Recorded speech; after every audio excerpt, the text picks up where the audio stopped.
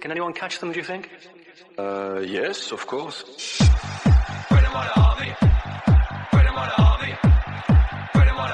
Yeah, unbelievable. We didn't expect that. As unbelievable as it sounds, this is another Arsenal podcast. That is the Away Gooners Podcast.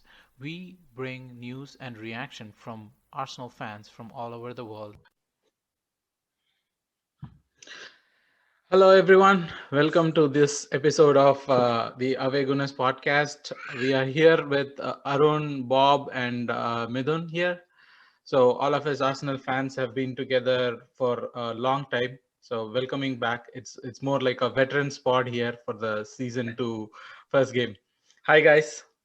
Hey, don't call that first game. It's just a curtain raiser for us to talk through the second season, right? Yeah. So this is like a curtain raiser for the second season. Just trying to get the experience out, get the Arsenal fans out. We have been talking about games, we have been talking about team, we have been talking about on pitch and everything. So I thought like we would talk about something different this time, or something that's more closer to us this time, about who we are as Arsenal fan, why we are Arsenal fans. That's a very big question that we should be asking ourselves. But those kind of things. That's why we're Arsenal fans. But let me start the discussion with that question. Why are we Arsenal fans? Right? Like what made you Arsenal fan? I mean, starting story you could say, and then what made you stick to it? Because for us, we are not born in North London. We are not Arsenal by birth, or we are not Arsenal by lineage. We chose Arsenal, and we chose to stick with Arsenal. Right? That's a different thing than every other pod or every other video people, whoever the media people, Arsenal fan media people are, because we chose Arsenal, and that's something unique with us. And from India, from subcontinent, from places where the game is not as much revered, especially around the time when we started following Arsenal. So let's go around talking about how we became Arsenal fan and why we chose to stick. Be careful, you might offend the Keralite in here when you say the game is not revered in India as much as Yeah, I'll start with Midhun, because his story is something that we have not heard in some time. Midhun, what started you as an Arsenal fan, and why are you still an Arsenal fan?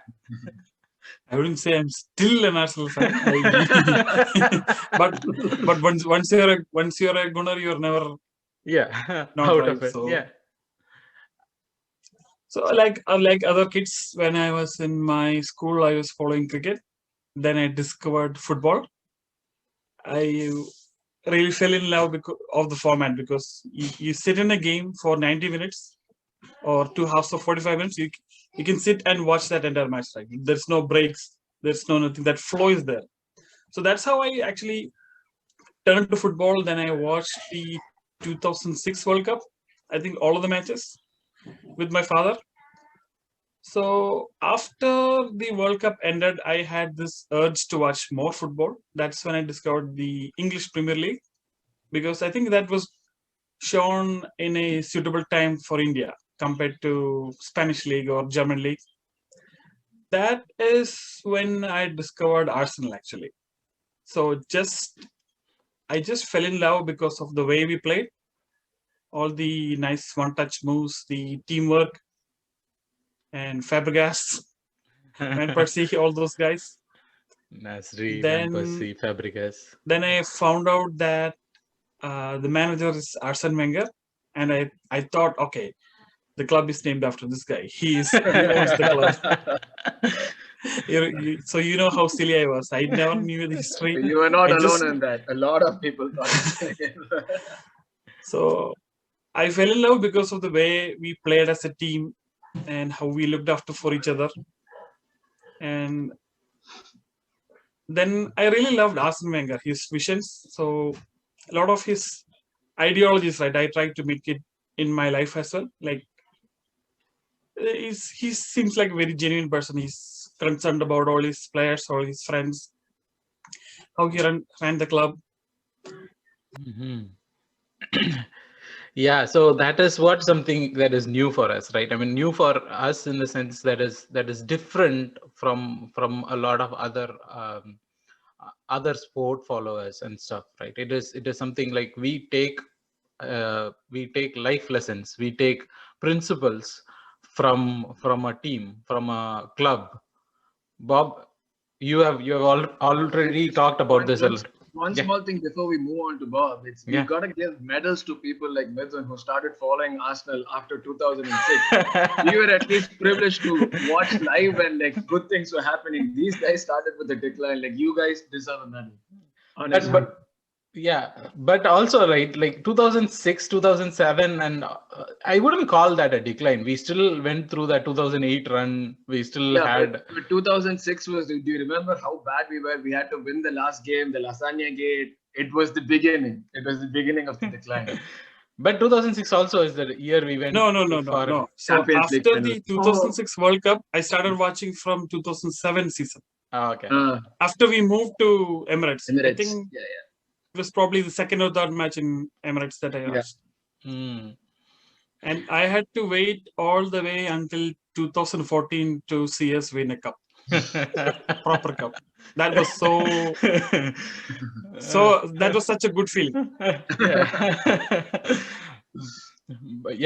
Coming back to Bob, about the principles and how we have taken that over in our life, and how that is so different from other sports. I mean, I'm not saying other sports don't have that, but it is something different from what, as an Arsenal fan, you're not taking this principle from a winning team. You're not taking these principles from a team that is always in the glitz and glamour side of it, right? So Yeah, no, of course. I think that's what makes us special. For me, I probably I would have mentioned this in the earlier part, but then I started watching. I mean, late in somewhere around 94, 95. I don't know anything about football back at the time. All that I see in TV is the fact that people running behind ball and trying to score goals. It was sort of pumping me up in a way. And my real fan following, I would say, with Arsenal started during the 98 FA Cup final. Back at the time, I had a weird friend, I would say, during school, and then he invited me over to his place to watch a game, and then we were watching the 1998 final between Arsenal and Newcastle. And I don't know how he picked the side, but he said, "I'm going to support the one with the black and white." And I said, "No, I'm going to support the other team now." So, finally we ended up winning the cup 2-0. One day of decision making, and you ended up with a lifetime of suffering. The choice. I would say it was the choice left to me. Had he supported Arsenal that day, then I would have gone to pick Newcastle United, and things would have been much more worse than what it was. But then you would have been privileged to watch our Loney going on the 8th. Yeah, after if I had survived all the heart attacks of going through relegation once or twice. So those things are all there. But having started supporting them, I never really know. I wasn't again sure if in case I could actually change the team once I start supporting. There were actually a lot of initial questions that I had. I was this was following a football club rules 101. There was no YouTube, no internet to refer to, no any manuals, not any people to ask as well. So I didn't even know. And I probably thought I know the least about the team. And then when I actually used to discuss all those things with friends and, family, none of them knew anything, really. So I knew most of the things that many of them don't know. It was not any pride, but, there was no one to really ask or consult in terms of whether I'm actually following the right club. So it was sort of all in a gray until 2002. And 2002, we won the double. Yeah, and that was like massive. And I had a very strong reason as to why I want to support the team. Having said that, even in 98 that they won the league, but that didn't really kick me in. From 2002, there was no choice, obviously. And when it comes to games, there was almost certainty that you could see with all the back four that we have now, Winterburn, Tony Adams. Adams, and then sorry, I'm suddenly not able to remember the names. Keon. Dixon, You're growing old, man. Adams, You're growing old. Yeah, it was you would almost go into every game with a belief that we're never going to lose this game. That's how it was following Arsenal. And when the Cronkies came in, I mean, when the football at the time was much more a sort of a family-owned, family business sort of a thing in England. And many of them in the Royal Elite, they used to own all the clubs, and then they used to. It's a pride thing, Brit own the club, and some of them own the club locally wherever they are based, wherever their businesses are based. And when Cronkies first entered into the club, probably that was actually the whole time when football is getting global, blah, blah, blah. All the talks started kicking in, and there was some sort of an excitement. There wasn't much media and all those sort of things to read anywhere at the time. But there was some sort of excitement, when commentators used to talk about games, they used to say, oh, no, it's going to be owned by American owners now, and they could actually expect a lot of things to follow. I mean, well, they did. I mean, even before the Cronkies were getting involved, they had plans to expand the stadiums and all those sort of things. But then in the hindsight, it didn't really turn out well, as you can see now. But yeah, I think once it started with us following that particular team and all those sort of things, you get more into every individual player there, how their skills are. Bergkamp actually made a lot of, influence on the pitch in terms of the way that he dictated the games. And our scene, like Midhun said, I think we have to look at how our scene has actually shaped this whole thing. I mean, he used to take every player under his sleeve, and then he used to shape them in the most possible way. And if anyone new comes in, there was straight away a settling time of 6 months that he would keep protecting them from the press. And even until he left, I don't think he threw anyone under the bus, and which is something which we have to sort of take. I mean, there were a lot of things how to keep persisting. Many of the things that I try to follow, be genuine in terms of what you do. I mean, love doing your job rather than just doing your job for the sake of it. If you love, I mean, countless time we can actually. We could actually find out from the press of what Arsin really mentioned to the press in terms of how he would sign players or how he would actually bring in more players. But the fact remained that we were never in a position to sign anyone, which we all have coming into terms now. Mm-hmm. So you could actually see a lot of things, and I still pride the fact that I support Arsenal, and there is nothing else that I could do better in life. I'm proud the fact that even despite not having any European trophy ever, we still support a club which is truly something that we could look up to and then look to follow. Yeah, that is what has been. I wanted to bring that out, right? Because the following starts with just glitz and glamour or victory on the pitch and stuff like that. But your continued persistence in following a team or continued persistence in following a club, and that is rooted in philosophies. You are finding yourself somewhere there. As someone mentioned, there's a quote somewhere that your football club, you find something in yourself in the football club, or you shape yourself from a football club. That's how you continue following. I don't about this point actually, because we have moved to North America, and we have seen all this like other side of sport, like especially North American sport, right? It is more of money driven, or I'm not saying, yeah, I'm not saying the fans don't have the same passion or anything, but it is more money driven than value driven, or it's more entertainment driven than value driven. I don't know if you could say value driven. That would be like putting all the sporting franchises in North America down, where they have a lot of history. Teams like Boston Red Sox or New York Yankees are known around the world, and baseball is not a sport that is followed by everyone. So I wouldn't be that harsh as you are in calling them like they're not value driven. But of course, yeah, it is more entertainment driven. The games are set up in such a way that irrespective of the result, the fan goes back home having had a good time. And the way in which they view the different games is also different. It's not like there's never a point where football was viewed as a family game, right? So we would always, it was always about like a bunch of people who are passionate going and supporting their club, supporting their local team. Whereas in North America, baseball is pretty much seen as a family get together. Sort of you go along with your family and you spend time there. So yeah, like I think it's down to the fact that sport is viewed in different forms.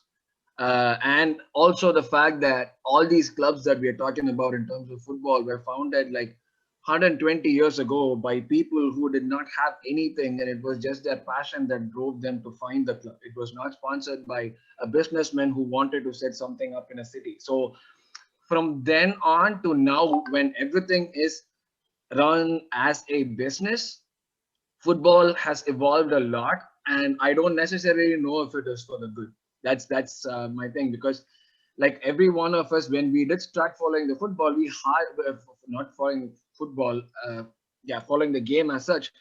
We were not like experts on the game, especially coming from a country like India where cricket was religion. All of us growing up probably had a lot more of cricket on our TV sets all around us than football.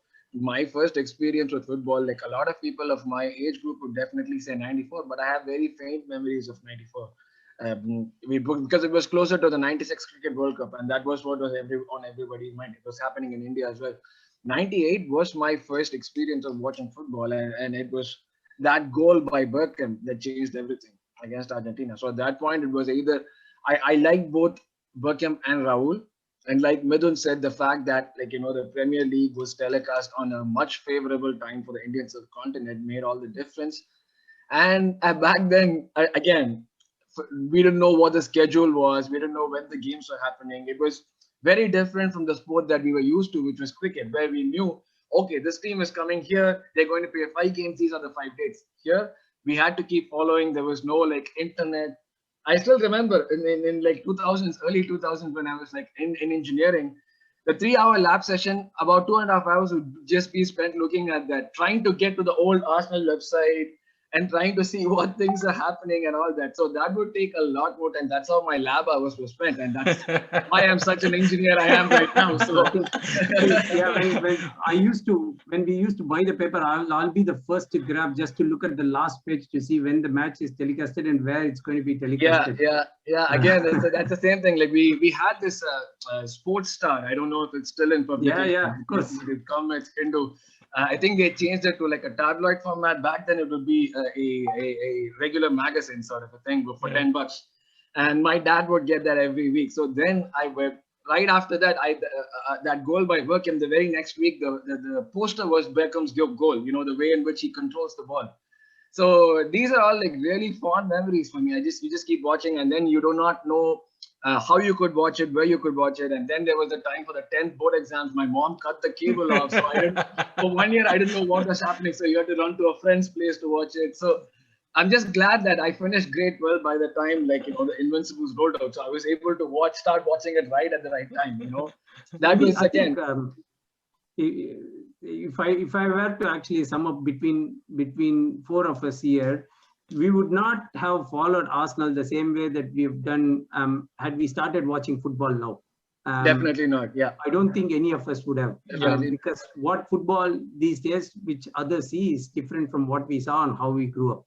Yeah, and that is why I wanted to do this podcast, right? That is a very unique way of viewing things, as in not so unique, as in from someone like from a fan from England or someone from North America. They had the luxury of knowing or watching or are able to watch, and then there is this new fans in India or subcontinent or anywhere in the world who has the ability to watch any game anywhere, anytime, and the internet being there for everything.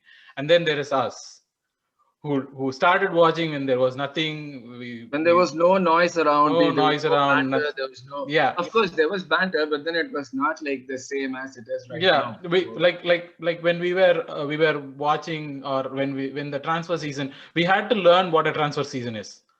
Like, leave apart the on pitch rules and those things.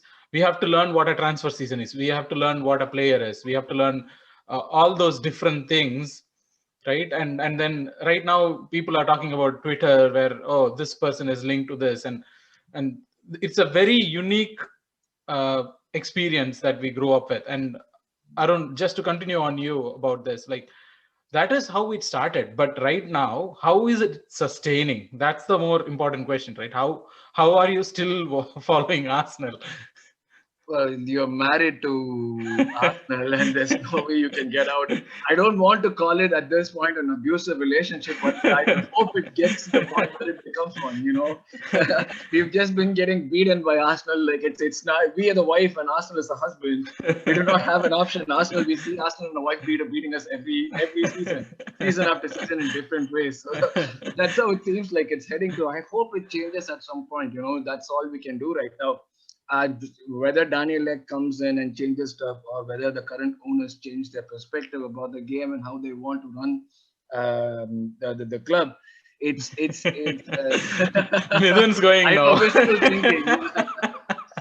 But that's the thing. I mean, like, at this point we are set in here. Like, it's interesting you bring it up, because my wife works with someone who is a United fan, and that guy was actually asking my wife, "Why is your husband still sticking to Arsenal?" It's like it's yeah. We sort of become the banter club, the laughing stock for everyone. Like, my friends who were following, of course they're not Arsenal fans, from other clubs who were respecting Arsenal as a big club before, are not treating us in the sense that you guys are not like a top 4 club. Your game is gone. Like, at least with Wenger, well, even though you guys did not like achieve anything, your game would be fantastic to watch. Now they're no longer seeing us as rivals, and that hurts the most out of anything. When people you saw as rivals do not treat you as rivals anymore, and we are having to compete with the likes of Aston Villa and Leeds for players and table positions. That for me is sort of like the most disappointing, or like the thing that shows how badly we've regressed. See, that's as well part of the evolution, Arun. Well, it because is. now This is everybody is this is having how we are going to evolve. Then I don't want this evolution. See, the thing is, It's not we like are a actually Pokemon staying where at the we evolve same and get to point. the next level, right? People around us are actually improving to the levels, but we've just stayed stagnated at the same point, I would say, because I don't think we've stagnated either, because if you want to stay in the same spot, you got to keep running. We never ran. We just stopped. So all the other clubs, you would have never thought that an Everton would finish, like, give us this close of a fight, like 10 years ago, even when Wenger was there and we were playing shit. You would have never thought like Everton, or we'd be like given Aston Villa, or like Aston West Villa Ham beating us to like a player, or West Ham like finishing 3 spots above us. This was unheard of. So yeah, this kind of like disappointing.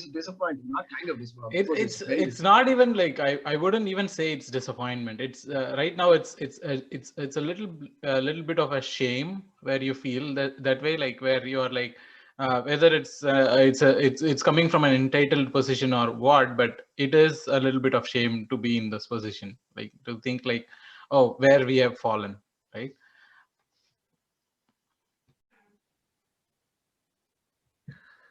So that I meant in no disrespect to other clubs, right? When I said it is a thing of shame, it is not a disrespect to other clubs who have caught up, or who have reached the levels, or who have surpassed us.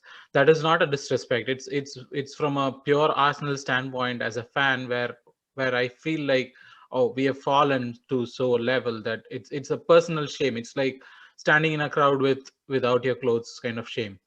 Right? It is not a reflection of the crowd. It is a reflection of ourselves as a fan. But to continue on a little, surprising, or like a funny side of things, we do have our superstitions when watching games, right? Especially as fans from who are not there in the. I mean, the fans who go to the stadium usually have the superstition of walking in this way, or going to a club. But fans who are watching in front of a TV have the weirdest superstitions, and that's us who watch it in front of the TV. Like for example, me, if I wore the jersey in any of the days leading to the game, if I wore Arsenal jersey in like any of the days leading to the game, Arsenal will lose that week. So I'll never wear a jersey leading to the game. That's me. So I'll start with Midhun. Midhun, what are your superstitions? How did you come about your superstitions of watching Arsenal? So we make superstitions, right? Yeah. After watching the matches. What happened with me was for maybe some 8 years, I never used to shave my beard on match day. Because I remember one day when that I shaved my beard, we lost against Tottenham in like maybe a million years for the first time. Arsenal's victory resided in Midhun's beard. Yeah, it's like who's that guy? Samson and his Samson, yes. That is his hair, right? Or was it his beard? That's a crazy superstition. I think Bob had the weirdest of all superstitions, right, Bob? With your socks and the story with the socks. Yeah. Yeah, so there was actually a point in time when we used to watch Champions League games in the middle of the night. I mean, since I had nothing else to be done or nothing else useful to be done at that point in time, I thought probably I'll use the time to wash some socks. And back at the time that when I started watching, I think we won the game 5-0 that time. And that has been stuck on to me quite a while. And and obviously, coming from an Indian follower, obviously will not be short of superstitions. So I used to keep the remote exactly at 45 degrees.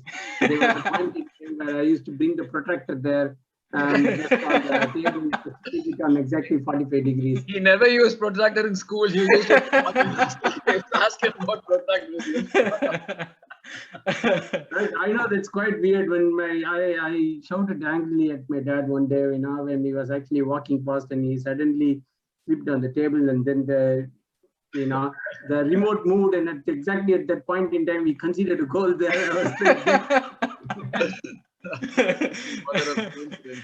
Mother of all superstitions, but then the 45-degree worked for a long while until I broke my protractor someday. So. But the washing of the socks was the interesting one, especially if you consider like Arsenal games happen, and especially Champions League games happen on a Wednesday night in India, like 12 p.m. 12 a.m. and washing socks at that time was crazy. Neighbors used to get annoyed initially because, what's all these things happening in the middle of the night? Crazy guy actually shouting and running behind stuff. But then they eventually got used to things. But now if I were still residing beside them, they would be having quite a nights on Wednesdays and Thursdays. But we wouldn't be playing anymore on Wednesdays and Thursdays. That's what I said. That's what I meant by them having quite an experience. But Arun, what are your superstitions? I want to quickly add one more thing. Yeah, go ahead, Midhun. So I was staying with 5 other guys when I was in Chennai.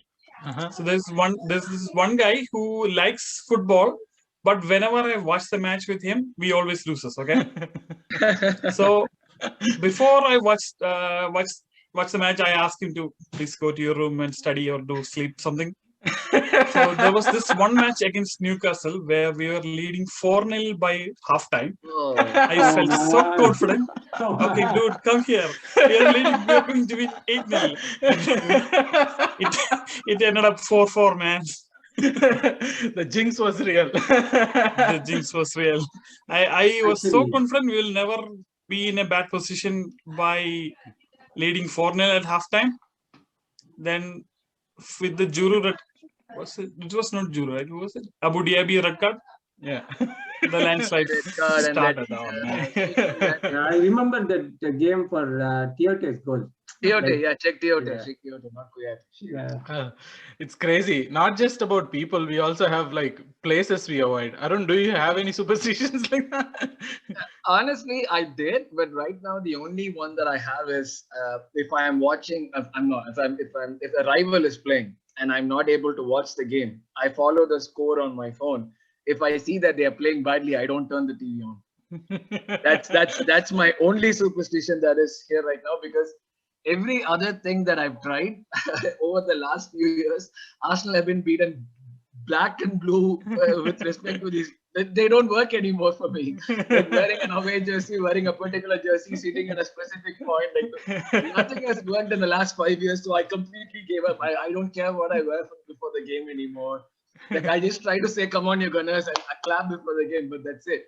Apart from that, I do not have the only. Oh yeah, you had that, right? When before the game, exactly before the kickoff, you have to shout, "Come on, you Gunners." Come on, you Gunners. Yeah, that and the clap was, come on, Arsenal, and a clap, or come on, you Gunners, and a clap. That's the only thing that I have right now. Otherwise, nothing is, like I said, nothing seemed to work. I wore the old jersey, we get beaten. I wore the new jersey, we get beaten. New home, we get beaten. And like I change my position on the couch, we get beaten. Like it doesn't matter. Whatever I do. So my only superstition is if a United or a Chelsea or a Tottenham or even a West Ham or Leeds are playing and they're losing, I would never turn on the TV, even if I know that they're losing badly. No turning on the TV. I'll wait till the game gets over or the last 5 minutes when I know that they can no longer win. That's when I turn on the TV. For me, right now, it's that when the game's happening, I have to charge my phone. You're not charging your phone, you're charging the players. No. Doesn't matter if it's 100% charged or whatever. It doesn't matter. I have to charge my phone. If it's not happening, then yeah, we will not win. Just And does that work? Sometimes, yeah. It has been working. It has been working from December, so yeah, I think it is. That's the thing. The things we do for love.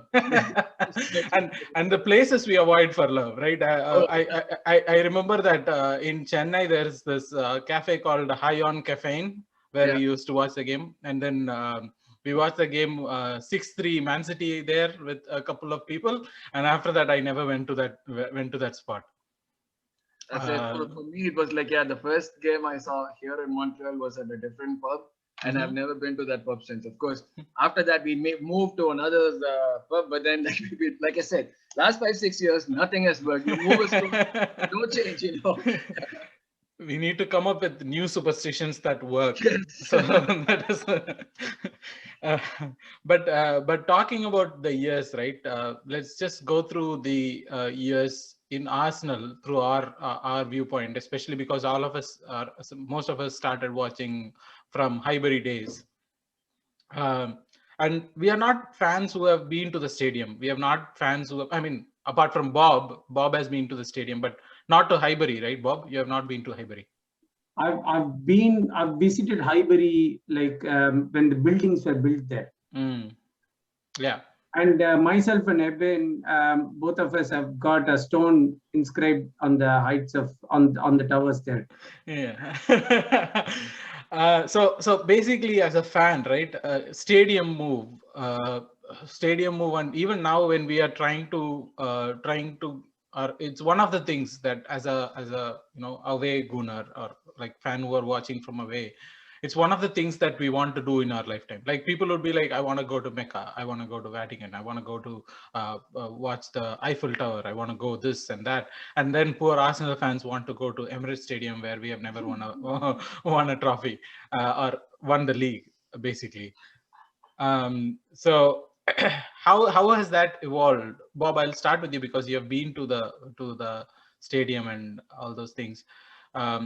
Do you still want to do that? Do you still would want to go to Emirates at the current situation, like if you had a choice? See, I'll tell you how I've actually shaped my whole professional life. So when I started I was in my IT career, I've been put in a lot of US-based projects, and every one of them I've managed to actually come out only for me to actually choose an Europe or specifically an UK-based project, because that would actually present me a chance to actually travel to England, for on-site sort of work, and then get to watch the games. And I've got my aunt living there, and she's been quite crazy in calling me since a very, very long time, right? Since that I started. And I specifically remember I rejected almost 3-4 times in raising H1B visa for me, just for the fact that I don't want to end up going to the US, and what the only thing that I would do is go. And I did get my turn in 2011, when I managed to go to England. And that was actually the day that I was so excited that, it was no bounds. And when I actually got down, there was actually a taxi guy who was waiting to pick me up and then drop me in my friend's place. And I asked him, what's the score? And he asked, what do you mean by what's the score? I said, Arsenal are actually playing Blackpool that day. I know it's actually happening at the Emirates the day that I landed. Can you tell me what's the score of that? Oh, wow, you seem to know more than what I know. But then that game that we won 3-1 that day. So I remember all these special events that had happened. I asked him if there is any way that you could actually take me from airport through the Emirates Stadium if there was any chance. So, I mean, the reason as to why I'm telling all these things is the fact that I was so madly obsessed about Arsenal that every chance that I used to get to watch the games there in person, that was actually the best thing that I could have thought of. Arteta retired in front of me at the game that we went, myself and Eben went there. It was against Aston Villa, and then he scored a goal right in front of me. That right there is the reason, folks, why Arteta was blessed on that day by Bob, and that's why he has become a manager now. I saw Van Persie score his 100th goal against Bolton in front of me. There were a lot of fun memories. And the reason as to why I ended up in Australia at the moment, but how I actually applied for an Australian visa is because, when I was in the UK, they had actually stopped the program for applying for a PR back at the time. And I thought probably the only way for me to go to UK back to watch the games is through Australia, who was actually giving me an option to apply for a PR. I said, okay, probably I'll apply for this, and then through this I get to watch the games there, or someone will get to travel there, which is still a work in progress, by the way. but that's how madly I've been following. I mean, to answer your simple question, if I were to get a chance, I'll just take it with my eyes closed. I even doesn't have to think twice. Spent almost a lot of money in watching the game, so I wouldn't really bother about it. Midhun, especially you said that you are not actively following Arsenal at the moment. So I would ask this question. Do you have the dream of watching it in Emirates, or do you want to, you have moved away from that idea? Or have you ever had that idea of, going to the stadium, watching a game? Yeah, of course. I would love to have a chance to go to Emirates and experience that fan sitting in the stadium for myself. But I think what happened with me is like after Arsenal left, my love has faded. And obviously it corresponds with the performance on the pitch. It's turned from a passionate game more into, as you said earlier, more like an entertainment. So just some guys come in, they get paid, they play. That's it. There's nothing after that. I don't see that passion from all the players or even the managers as well. They're just doing their job. But what would change that for you? Like, what would change that? What would have to happen? Or is it just the on-field thing that you're looking at? If we win, if we go on a run, if we finish in top 4 for like Crunk out. seasons.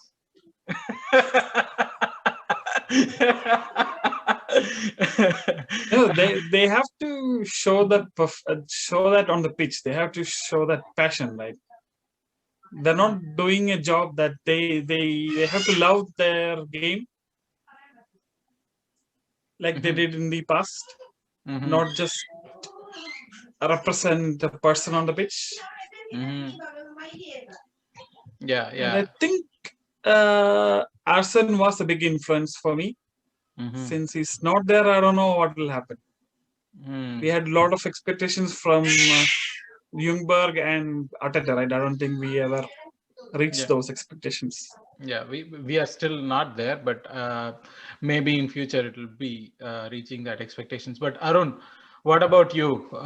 You are in Montreal. You are closer to Emirates than no. I mean hockey, yeah, but Emirates than ever because our Arsenal experience than ever, especially because Thierry Henry did the whole coaching thing in Montreal and all those things. And then he just left like this even before I was him. I was so excited. I was like, okay, pandemic's going to get over. We're going to go see games. I can get my jersey signed by him. And he says, thank you, goodbye. I want to go back to Europe. Very disappointing. The same thing happened for me previously as well. When the Red Bulls had come here, we have two pitches on Montreal. One of them is AstroTurf. I was having one of the worst migraines of my life. And mind you, it's an hour by public transport to get to the stadium. So I'm already like having a blinding migraine and like close to throwing up. And what does Henry do? Stay back in New York because he doesn't want to play in AstroTurf. This, you have no idea how I felt that. I was struggling to get back to the metro. I was throwing up all the way. I'd come to see this man. And he says, no, I don't want to play in AstroTurf. I'm going to stay home in New York. That's how I was. Yeah, I have probably, I'm closer to anything Arsenal related than I ever was before in my life. And we did have plans to probably try and go to the Emirates like this year or last year or this, but then the pandemic struck. So it seems like any plans of going to watch Arsenal is going to be postponed by at least a couple of years from now on. That's how it seems. Plus, being in a place where football is not as widely followed, as well as the fact that anywhere you turn around, it's either a PSG jersey or a Juventus jersey that you see. That makes that it's definitely not like people say, for example, my wife knew nothing about Arsenal until she met me, right? So it makes, when she knew about United because of their treble. So you are in a place where football is not hugely followed, and just finding another football fan, leave alone an Arsenal fan, is a huge thing. So that's how it is. Things are improving, but of course, I don't think there's anyone who would say no to jumping on an opportunity to go see Arsenal play. However we're playing, even if we get relegated, going to see the game is a huge opportunity, and I don't think anyone's going to say no to that. Yeah, icing on the cake that I have to say is my experience of watching a North London derby. You keep your mouth shut for some time, man. You're like making me so jealous. Adebayor getting a red card. No, Adebayor getting the red card. Adebayor getting the red card, and the North London derbies. I actually took a loan to try and go and watch when Arsene announced that he is retiring. I thought, no matter what the cost, no matter whatever happens, I will go. And that's how I was. Midhun, Arsene has been one of the influences of my life, and one of the, I still follow Arsenal very closely, as you guys know, but it has lost that passion that I had for Arsene, that is a little bit lost. And when he retired, that was something that I wanted to do, take out a loan, do whatever to get there, but unfortunately still that is evading. And probably with the Kroenke is going out, Arun, we would get a chance to visit. Kroenke are never going out. Don't ever think that. Sorry to burst your bubble. Another thing is, I still remember, while we were discussing, while I was about to come from my master's here, that was 10, 11 years ago, I was discussing a lot of options, and me and Bob were talking about it, trying to go to some place in Europe, like you were saying, getting a project in the UK. One of the things that I was trying was to go to Europe, so it would be a possibility to go watch games, schools in Manchester, schools in Germany and all that. Unfortunately, it all failed to happen, and I came to North America. Not that I'm regretting it, but it's still a dream that is still to get fulfilled. Yeah. So not wanting to rely more upon the organization to actually send me for a project there, I applied for some.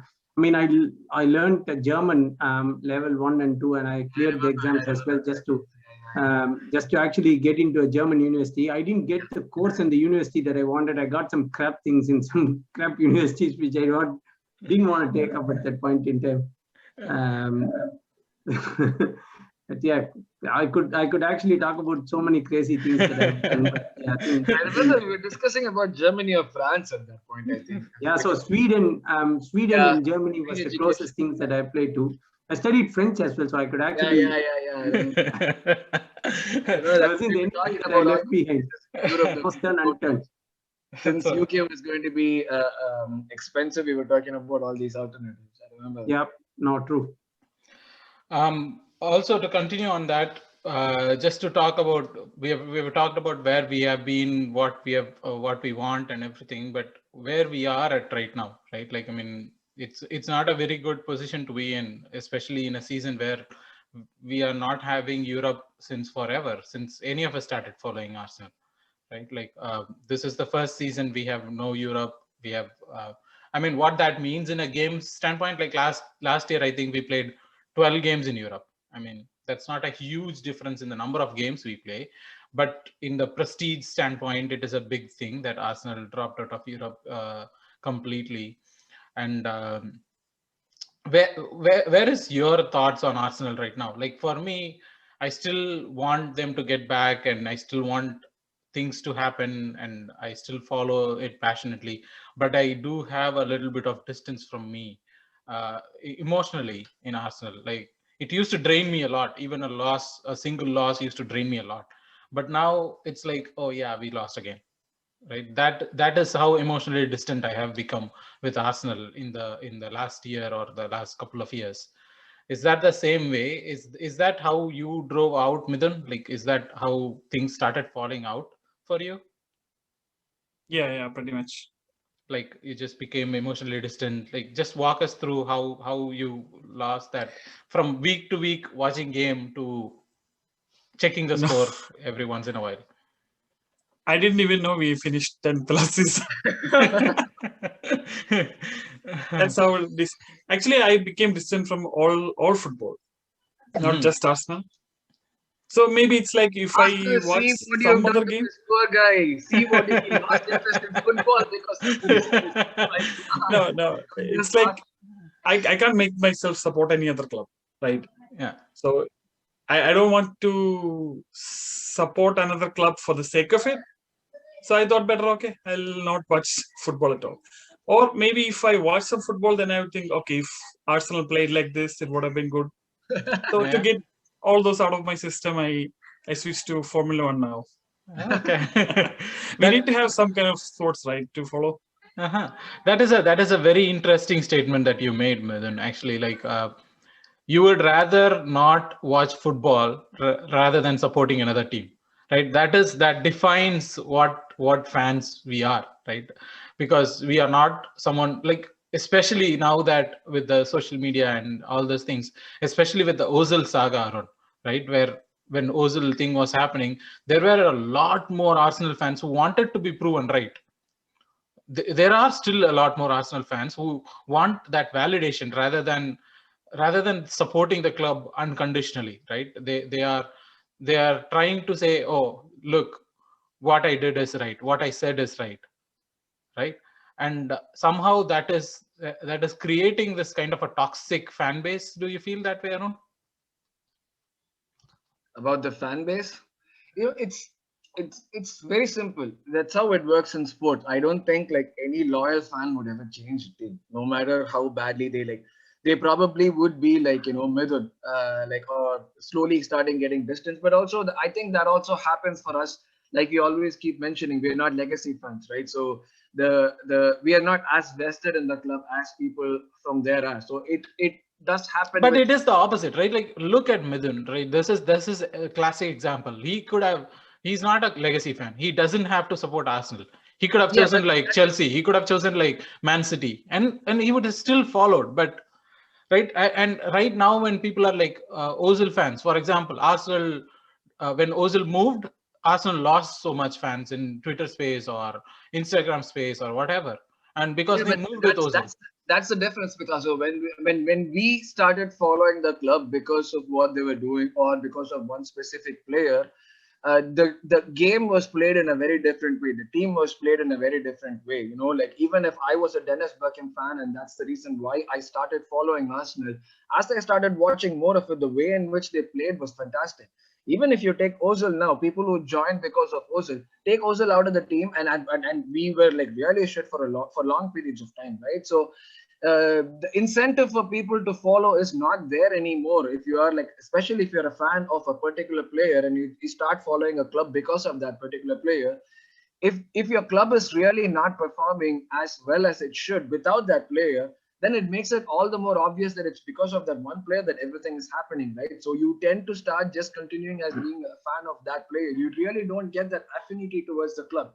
Of course, even us, imagine when we started following the game, yes, they were playing beautiful football. Yes, there were great players in there. Yes, Arsene Wenger was there. But had they not won the things they won, we would have been probably disappointed fans, maybe like switched over to another club or start watching, like Premier League with the same fervor that we did till we got a bit disillusioned, you know. Mm-hmm. So one of the main things that kept us together or kept us as Arsenal fans is probably the fact that we were having great run during Wenger's time in the initial period, like 98 to 2005, about 2006. We were fantastic in terms of winning stuff, not just playing good football. You know, that is what made us global. That is what increased our fan base.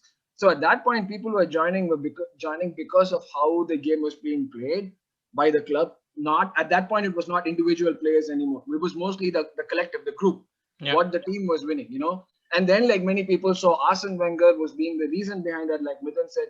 So we are at a point now where we do not have a superstar who could actually pull in the crowd. Like we do not have one name, like say even a Bruno Fernandes, or like take from City, like one of the old timers like Aguero or Silva, who can draw the people and make them fans. You know, probably the best player that we have right now is Aubameyang, and he's not definitely going to pull the fans that these guys can pull. No. So it's all a part of the evolution. And another important thing is we age, we become mature, we start seeing patterns, we see that this is repeating, right? So the pain is greater the first time, and then you get used to it. It sort of gets numb. You either try to tune out of it or you just continue in and start looking at it from a very different perspective.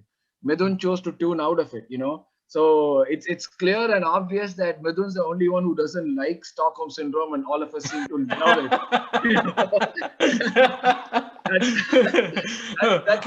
I don't understand why Picasso and Arun go through this torture every week. I think both tuned out long time back, right? Yeah, man, I'm back and forth into all these things. You know, I'm like a ping pong ball. If I try to bounce out, I'll come back even stronger. That's the worst part. That's also because we do not have commitments like you guys, right? Because I was not married yet. I do not have kids, and my wife was supportive enough to let me watch games on a Saturday or Sunday morning. So, like when you have fewer commitments, you have more time to spend on Arsenal and more every weekend. But you put it right. Having commitments still will make you do this, because it's actually the work that you're taking care of your family. I told you, right? We seem to love Stockholm Syndrome more than like See, there was an interesting piece of advice when I first joined my first project, in my professional career. I was in a UK based project, and then I met with the manager. He wanted to have an intro chat with me, and he was surprised to know that I actually knew a lot about football, and I was actually talking a lot of things to him. Then he told me, mate, I'll tell you, there are a couple of things which will never change in your life. One is your mom, and the second is a football club. And that actually, that statement still stuck to me, even though through thick and thin, mostly thin, I've been stuck to this club. Yeah. And there is no other way. It's the only way that we could think of, and the only way that we would be able to. Yeah, I mean, it is what it is, and we are Arsenal fans, and because of the last year, we have had our worst season yet, but also the season where we have started this podcast and we have done pretty much covered every week. Imagine watching the game again and going through the pain again, and like taking notes again, and then creating the podcast again, like talking about the game. I'm so glad that we have these like short highlights, official highlights from Dazen. Imagine watching a game and we losing, playing like shit, and then having to watch it all over again for like I did that for a lot of games. I sat and watched like the entire game again for a lot of games. That takes. Sorry. Yeah, go ahead, Bob. No, sorry, I was as well going to mention about one of the other points that you raised, Vijay. Mhm. I mean, in terms of with Ozil leaving, there were actually a lot of fans. If you look at the whole fan base of Chelsea and City, who are now the Premier League elites, they were once upon a time Fulham fans. Chelsea fans were all from Fulham. Fulham and Chelsea share the same area, Yeah. and those five fans actually switched to Chelsea fans, and then for City, most of them were Leeds fans. They were not traditionally City supporting fans. There were teams like Bury, and then all these other teams around Manchester who actually became more affiliated to City with all the things. And this is evolution. With teams spending money and all the glamours coming in, people will switch sides and all those sort of things. But those who are loyal, I know a lot of local people who have actually met and watched during my time there. No matter whatever happens, and even here, one of my ex-managers that I used to work with, he follows a team called Stockport County. I'm not sure if you know those teams. It's actually a non-league team. It's not even in any of the pyramid anymore. It's actually somewhere playing in the Northern Premier League or whatever. But still, he sticks to that team. He prides the fact that he supports that team all along, and that's how it has to be. Yeah.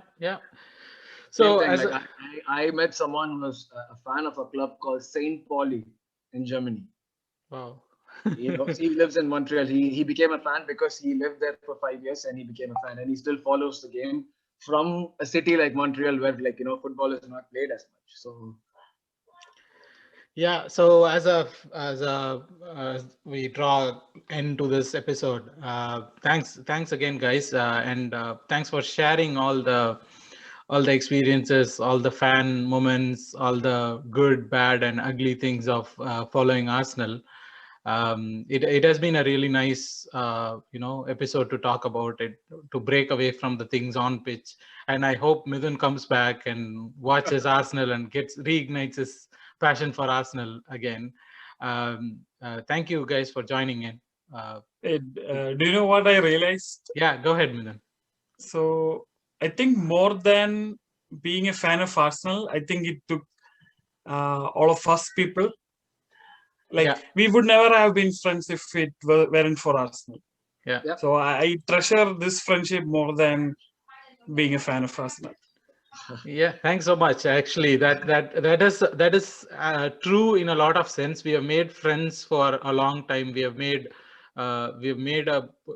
some people wouldn't understand the weird bond that sharing passion creates, especially in football or supporting a club and going through thick and thin together in a sense that kind of puts you or brings you closer, brings your values closer. You meet people who are like you make those friendships. Like, I've known all you folks for more than 11 years now.